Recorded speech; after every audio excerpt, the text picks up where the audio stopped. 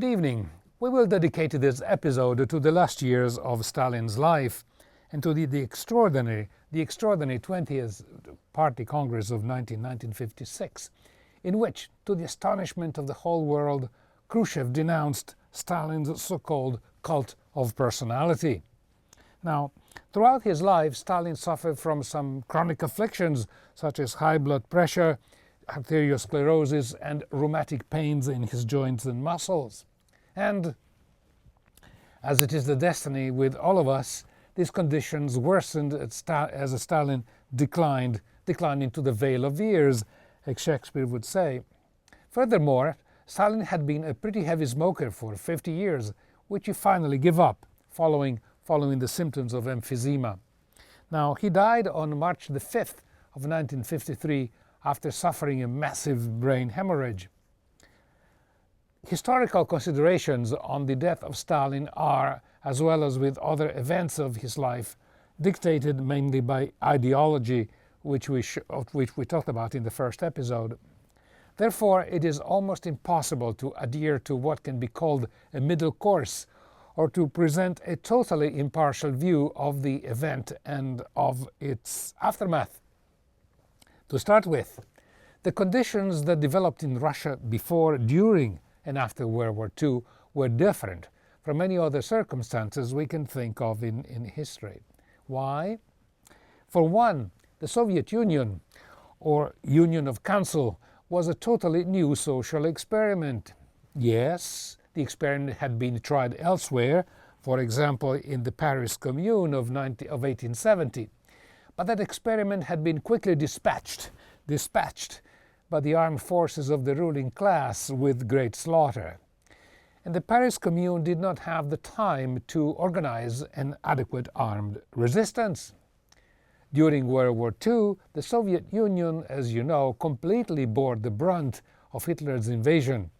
And it was only at the end of 1943, well after the Battle of Stalingrad, that the Allied armed forces attempted to regain ground in Western Europe, first in Italy, where it took them 1.5 years to reoccupy the country, starting from Sicily northwards. And then in June 1944, well, of course, with the Normandy invasion. As you know, the Allies and Stalin had agreed on the structure of what we called post-war Europe, first in the Yalta Conference on the Black Sea in February 1945, and then in Potsdam near Berlin in July 1945. Essentially, the victors agreed to divide Europe into two spheres of influence, the West under the patronage of the United States and the East under Soviet patronage, where the countries would be ruled by socialist governments. It seems now paradoxical that in less than 1 year, former allies could become bitter enemies. But it is a paradox only if we choose to disregard one of the most important components of all history, namely the concept of class struggle. In Europe, ever since feudal times, since the 1300s, the class struggle had evolved, but more or less, we could say, had been kept under control. There had been, of course, revolutions born out of struggle between classes, but they were easily put down by the ruling class. Now, feudalism died almost a natural death when the growth of the merchant class in the cities gave rise to capitalism and the subsequent bourgeoisie. Let's remember that bourgeoisie etymologically means people who live in a city, or the burg rather, or town, or city as I said, which is where merchants have shops. Here in the US, I wonder if you ever wondered why the name of so many cities ends in burg: Pittsburgh, Harrisburg, Gettysburg, Newburgh, and so forth. They are burgs, all right, they are cities, because one key characteristics of any city are shops where the merchants sell their wares. Now, in the 17th century, in England, the Civil War pitted an ever stronger bourgeoisie against the king and the nobility. And finally, with the Glorious Revolution of 1688, the bourgeoisie acquired the position of power, equivalent in time and even superior to the power of the nobility and of the king. and this of course through various subsequent parliamentary reforms.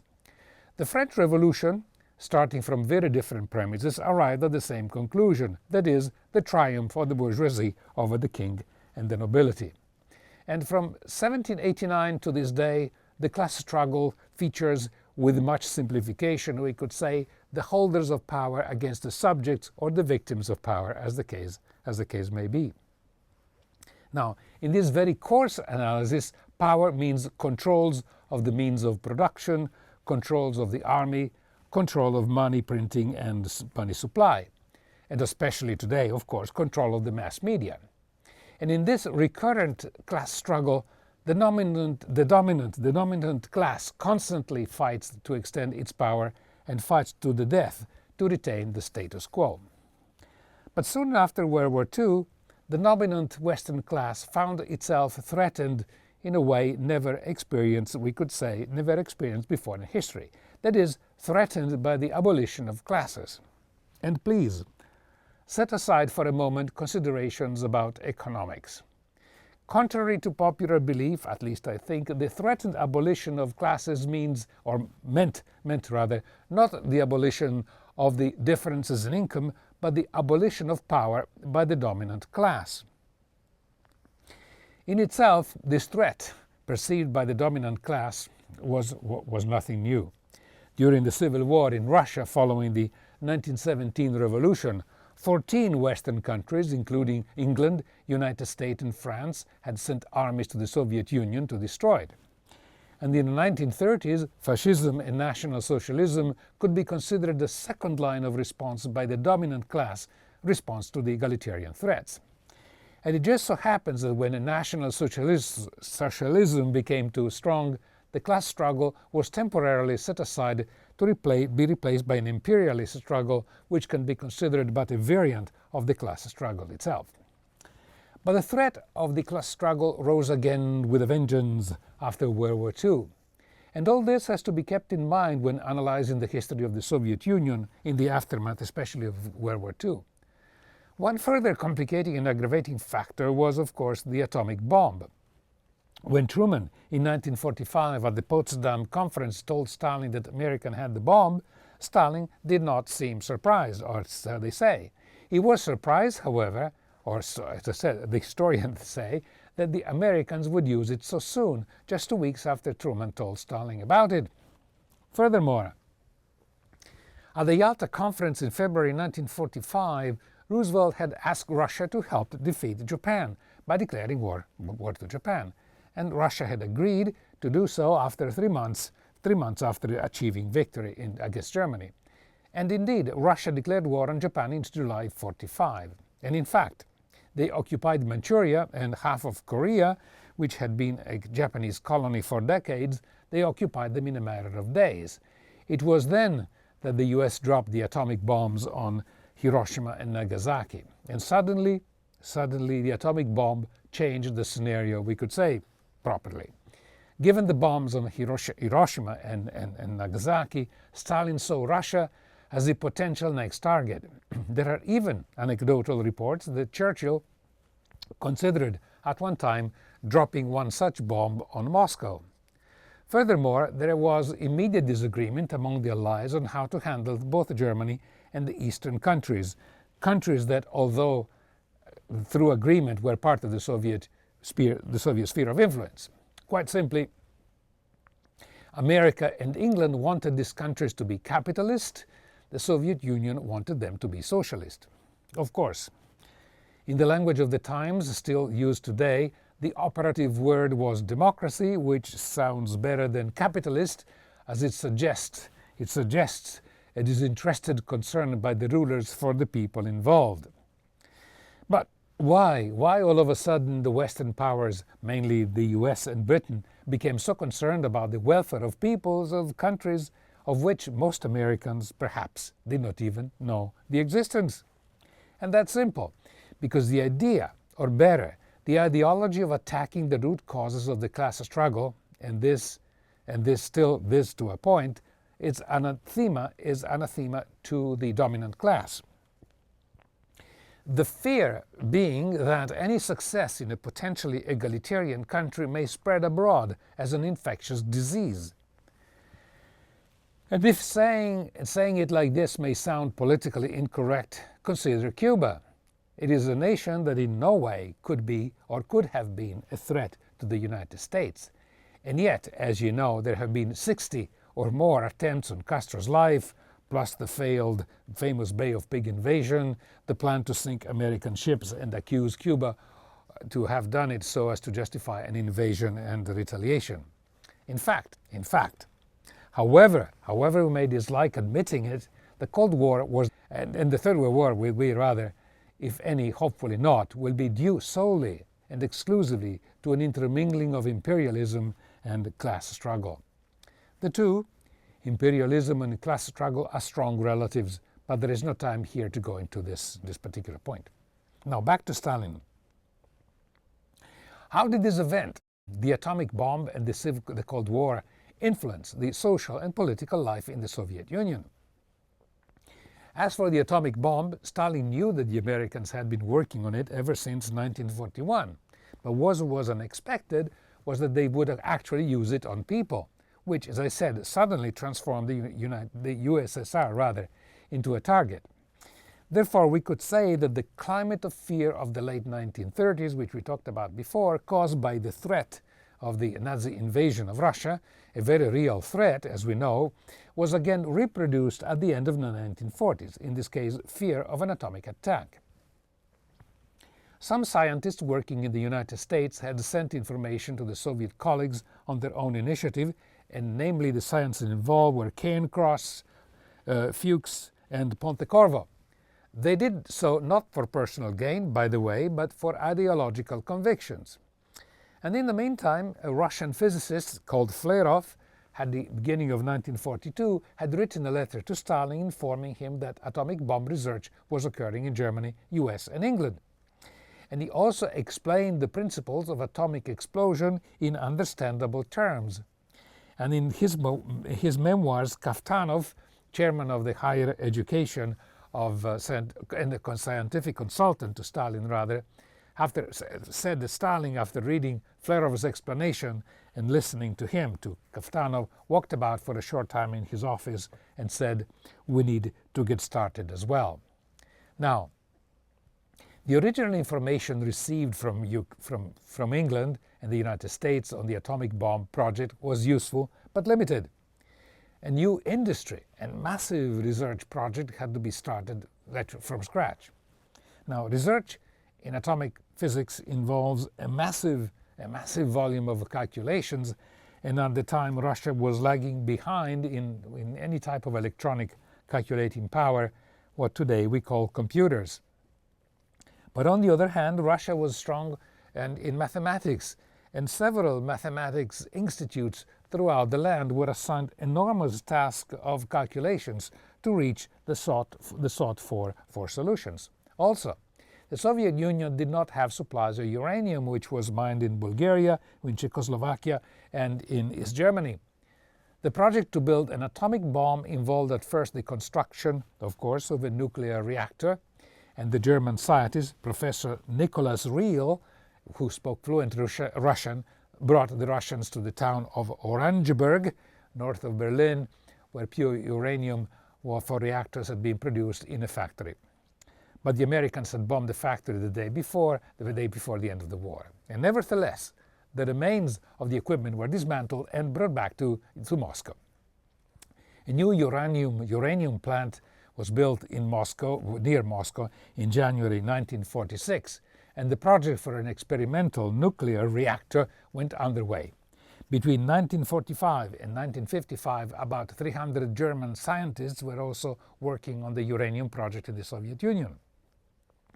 Eventually, in 1946, uranium deposits were found in the Soviet Union, and the first domestically produced uranium became available in 1947 from a chemical factory complex called Leninabad in Tajikistan. In the meantime, the scientists had worked out that plutonium rather than uranium would be a more easily usable element for an atomic bomb. Plutonium, in turn, is produced, as you may know, during a process called fission, in a nuclear reactor. And the first atomic bomb was exploded in August 29, 1949, in the Semipalatinsk region of Kazakhstan. By examining radioactive traces in the upper atmosphere, the Americans concluded the Russian bomb was a copy of the plutonium bomb dropped on Nagasaki. In 1951, the Soviet Union produced and exploded a uranium bomb on the original Russian design, more compact and efficient. Now, by achieving potential military parity, Stalin could draw a sigh of relief. Now, bombing Russia would have to be rethought by the enemies. Let's now return to Stalin and his succession. Opinions among historians vary significantly about this. And perhaps the most probable scenario was this. Stalin had not designated a successor. However, in the last month of his life, he seemed to have been concerned and preoccupied with the issue of ideology, meaning that he saw as a preeminent task of the central authorities the maintenance and the transmission at large of the correct ideological tenets of the Soviet system. In the circumstances, when Stalin died, there was no clear path to succession, and the situation was further complicated by a creeping and general fear. And this was due to the climate of suspicion within the party caused by lack of ideological orthodoxy, sometimes proved, sometimes unproven, and by fear of right-wing tendency. As much as the situation appears absurd and unbelievable judged by today's standards, we should remember that the Soviet Union felt then under siege by the rest of the world. And the response to the siege, we may think now, was abominable. But from the point of view of the main actors at the time, it was a question of perceived life and death for the whole revolution. In my view, the most accurate picture of the situation was given by Molotov, the same Molotov who signed the Ribbentrop-Molotov Pact and who died in 1984. He did not write a memoir per se, but recalled his experiences during long interviews collected in a very interesting book, in my view, titled Molotov Remembers. And this is one of the many quotes on the subject. Our mistakes, including the crude mistakes, were justified. Alternatively, the rightists would have dealt with all of us, and the rancorous struggle would have raged inside the country.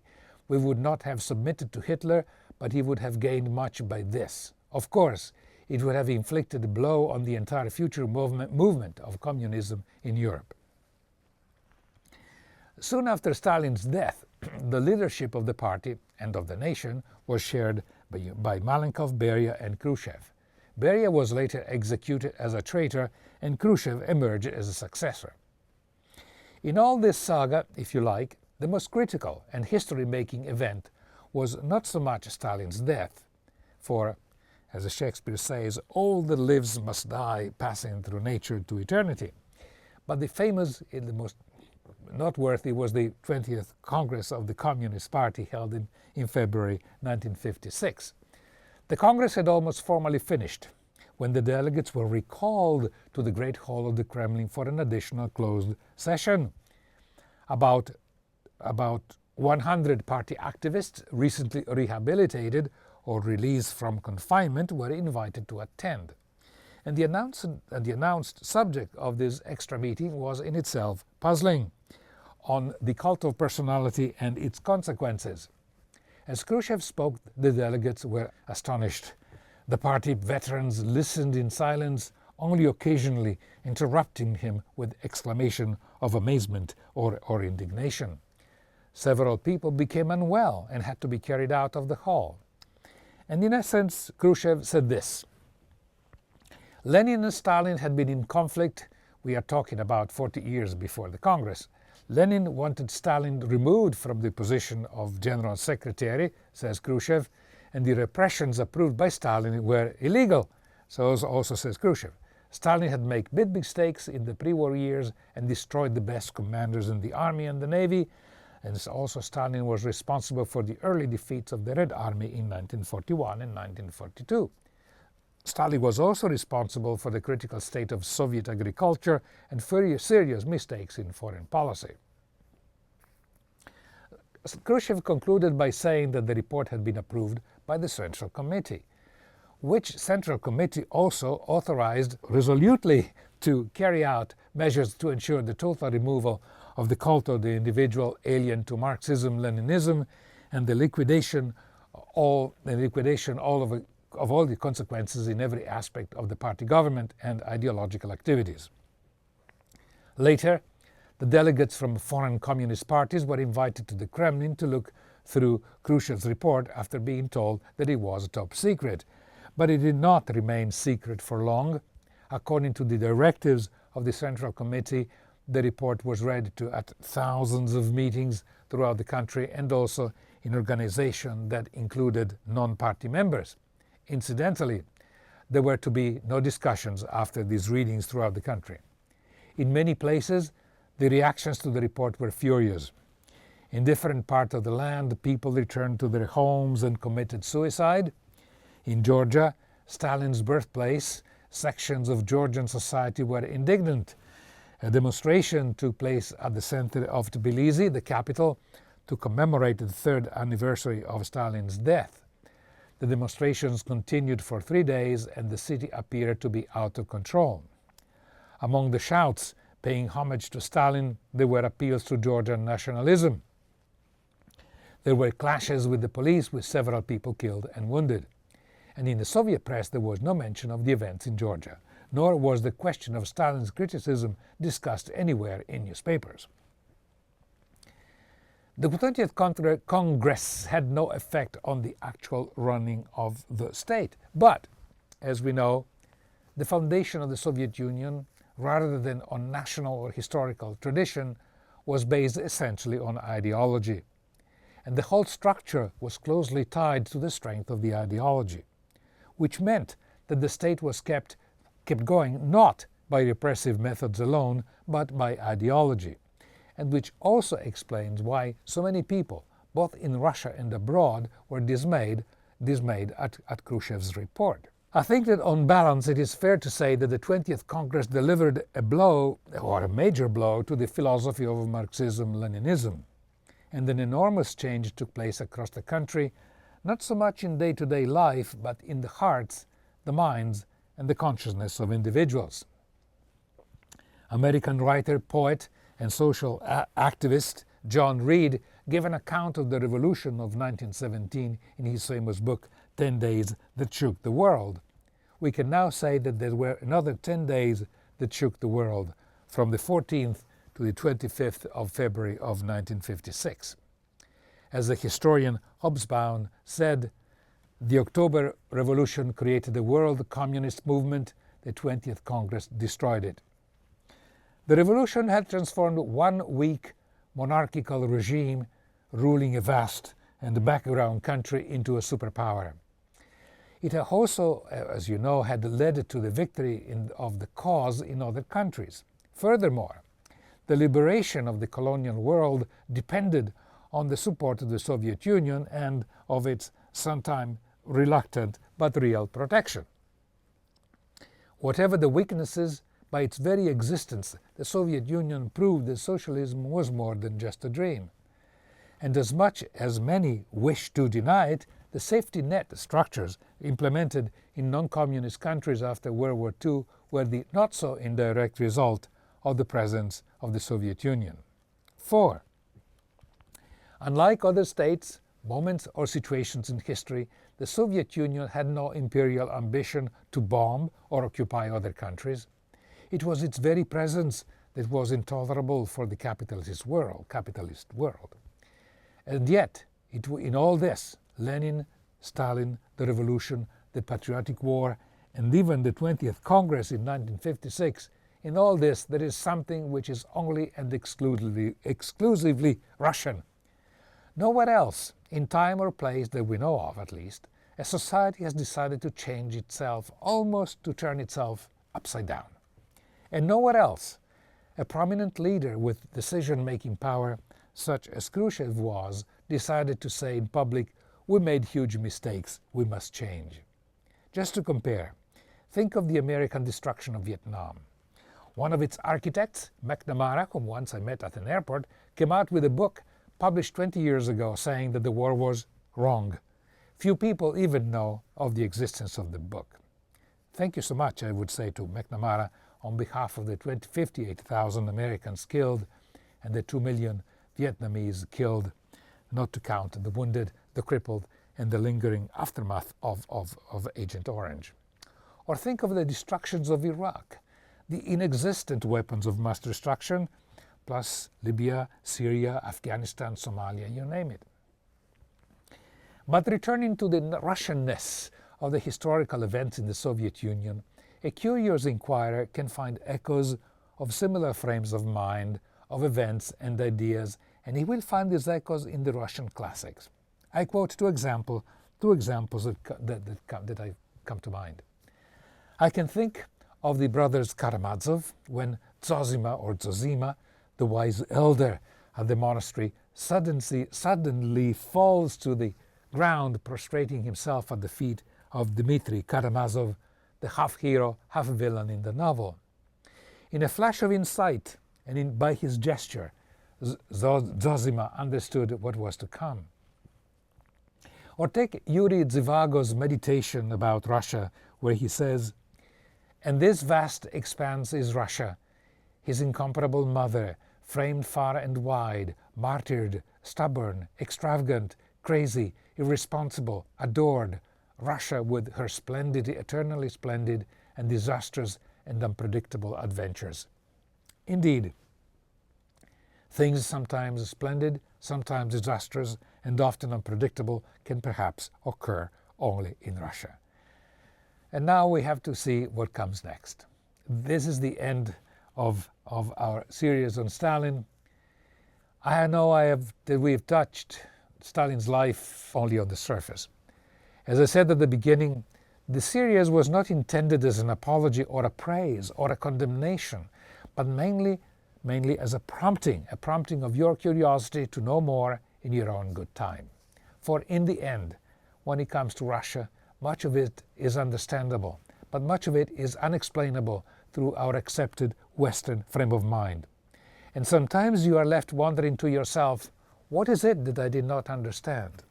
But perhaps, in your asking the very question, what is it that I did not understand, lies, perhaps, our closest understanding of Russia.